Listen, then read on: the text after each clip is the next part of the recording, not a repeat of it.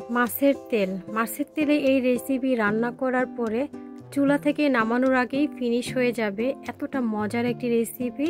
Hello everyone, আসসালামু আলাইকুম, welcome back to my channel. তা আমি 2টা মাছের পেটি নিয়েছি। দেখেন, এগুলো আগে থেকে ভালোভাবে পরিষ্কার করে ধুয়ে নিয়েছি। মাছের তেলে মোটা যে অংশগুলো থাকে সেগুলো ফেলে দিতে হবে। দেখেন আমি কিভাবে এই মোটা অংশগুলোকে ফেলে দিতে হবে, এগুলোকে রাখা যাবে না। বিসমিল্লাহ। এখন আমি মূল কাজে চলে যাব। এখন এগুলোকে ছোট ছোট টুকরো করে কেটে নিব। আপনারা চাইলে আস্তেও দিতে পারেন। ছোট ছোট টুকরো করে কেটে দিলে খুব ভালো লাগে খেতে। দেখেন আমি এভাবে কেটে নিচ্ছি। কি যে মজার একটি রান্না, বিশ্বাস করেন এটা হলে আর কিছুই লাগবে না। অন্যান্য খাবারগুলো সবাই সরিয়ে দিবে, এটা দিয়ে খেতে থাকবে। আমার এগুলো কাটা হয়ে গিয়েছে।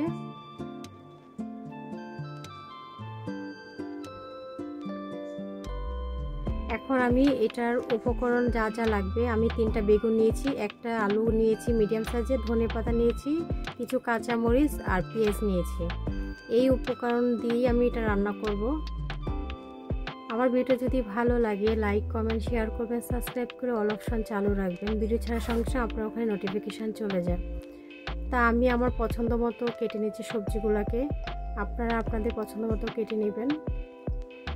আমি আলুগুলোকে যেভাবে কাটবো ঠিক ওরকমভাবে বেগুনগুলোকে কেটে নিব। এটা যার যার পছন্দ মতো কাটতে পারেন।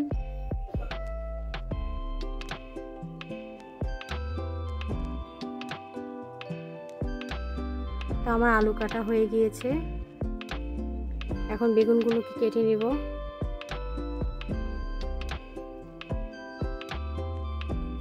মাঝখান দিয়ে কেটে দেন ছোট ছোট টুকরো করে কেটে নিব। যেভাবে আলু কেটেছি ওরকম করে কেটে নিব।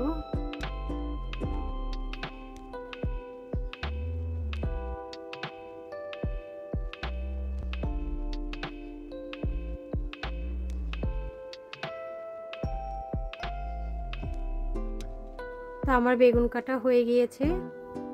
এখন একটু পানিতে রেখে দিব। পানি ছাড়া রাখলে এটা লাল হয়ে যাবে, তাই পানিতে রাখবো। এটা আগে থেকে ধুয়ে রেখেছিলাম। পানিতে কিছুক্ষণ রাখলেই তারপরে তুলে নিব। এখন বাকি যে উপকরণগুলো আছে সেগুলোকে কেটে নিব। এখন ধনেপাতাগুলো একটু কেটে নিব।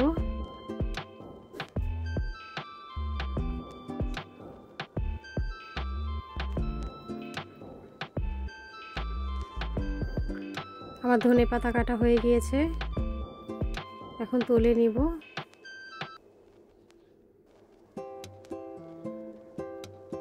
এখন পেঁয়াজগুলোকে কেটে নিব।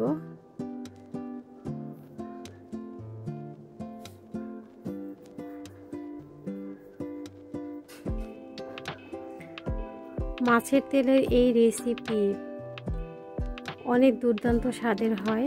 ইউনিক একটি রেসিপি, খুবই মজাদার একটি খাবার। মাছ মাংস কিছুই লাগবে না। চুলা থেকে নামানোর আগে চেটেপুটে খেয়ে নেবে সবাই একটু একটু করে। তা আমার সবগুলো উপকরণ কাটা হয়ে গিয়েছে।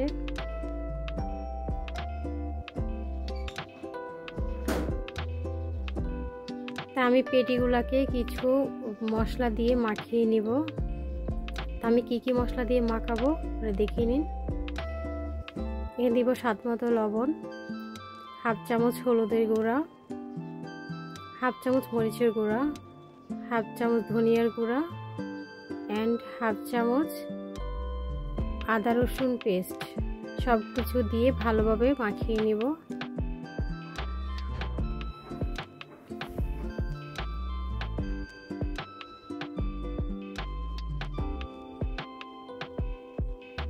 তা আমার মাখানো হয়ে গিয়েছে। দেখেন অনেক সুন্দরভাবে মাখানো হয়েছে। এখন আমি চুলাতে চলে যাব। চুলাতে একটা প্যান বসিয়ে দিয়েছি। প্যানের মধ্যে পরিমাণ মতো তেলটা অল্প পরিমাণে দিবেন। এখন দিয়ে দিব আলুগুলো। যেহেতু আলুগুলো সিদ্ধতে সময় লাগে তাই আলুগুলোকে আগে দিয়ে ভেজে নিব। এখন দিব স্বাদ মতো লবণ, একটু হলুদের গুঁড়ো দিয়ে ভালোভাবে একটু ভাজা ভাজা করে নিব কিছুক্ষণ। 60% সিদ্ধ করে নিব তেলের মধ্যে। আমার আলুগুলো ভাজা হয়ে গিয়েছে। এই পর্যায়ে দিয়ে দিব বেগুনগুলো দিয়ে কিছুক্ষণ ভেজে নিব তেলের মধ্যে।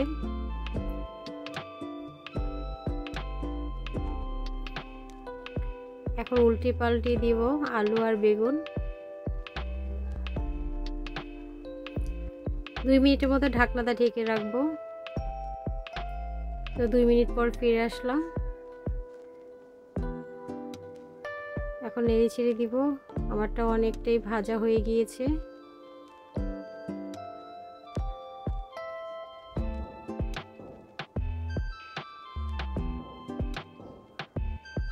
আমার ভাজা অলমোস্ট ডান। এখন আমি তুলে নিব।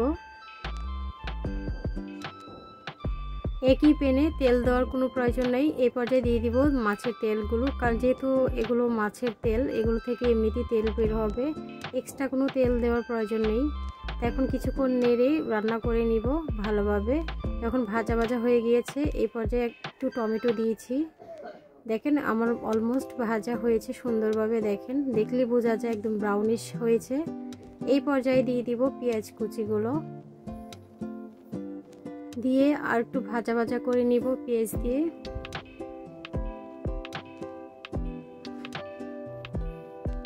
আমি যেভাবে রান্না করেছি সেম ওয়েতে আপনারা রান্না করে দেখবেন, অনেক বেশি মজাদার, অনেক ভালো লাগবে, সবাই অনেক প্রশংসা করবে।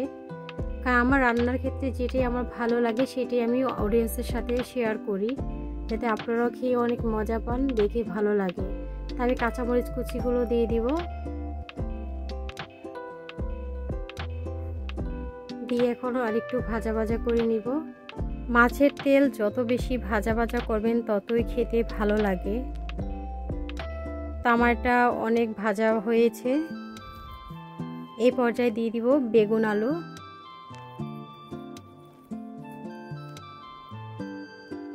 নেড়ে চেড়ে ভালোভাবে মিশিয়ে নিব সবগুলো উপকরণ।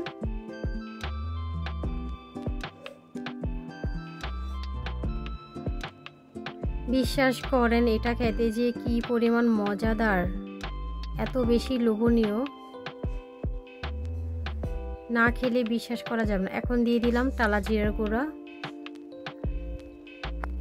দিয়ে নেড়ে চেড়ে মিশিয়ে নিব।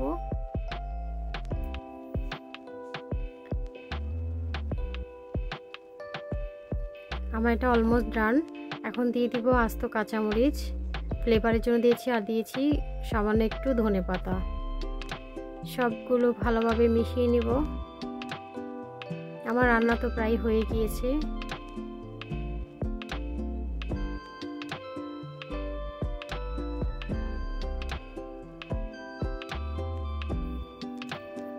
এরকম একটি লোভনীয় খাবার হলে ভাতের সাথে আর কিছু লাগবে? আমার তো মনে হয় লাগবে না, এটাই চেটেপুটে খাবে, চুলাতে নামানোর আগেই শেষ করে ফেলবে। তা আমি একটা সার্ভিং বলে সার্ভ করে নিচ্ছি। আপনাদেরকে অবশ্যই কাছ থেকে দেখাবো কেমন লোভনীয় হয়েছে। এত বেশি মজাদার, এত বেশি লোভনীয়, যা বলে বোঝাতে পারবো না। মাশাআল্লাহ, অনেক সুন্দর একটি কালার এসছে, আর রান্নাটা দেখতে অনেক বেশি লোভনীয়, আর খেতে তো দুর্দান্ত হয়। তা আপনারা এইভাবে তৈরি করে খাবেন, আশা করি আপনাদের কাছে অনেক বেশি ভালো লাগবে। তা আমার ভিডিও যদি ভালো লাগে লাইক কমেন্ট শেয়ার করবেন, সাবস্ক্রাইব করে অল অপশন চালু রাখবেন। ভিডিও ছাড়ার সঙ্গে সঙ্গে আপনার ওখানে নোটিফিকেশান চলে যায়।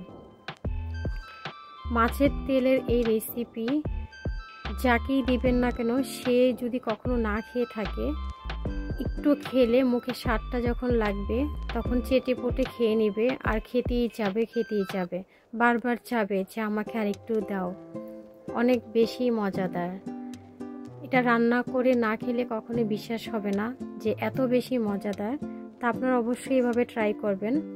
তা আমার ভিডিওটা এই পর্যন্তই। সবাই ভালো থাকবেন, সুস্থ থাকবেন। আল্লাহ হাফেজ, আসসালামু আলাইকুম, থ্যাংকস ফর ওয়াচিং।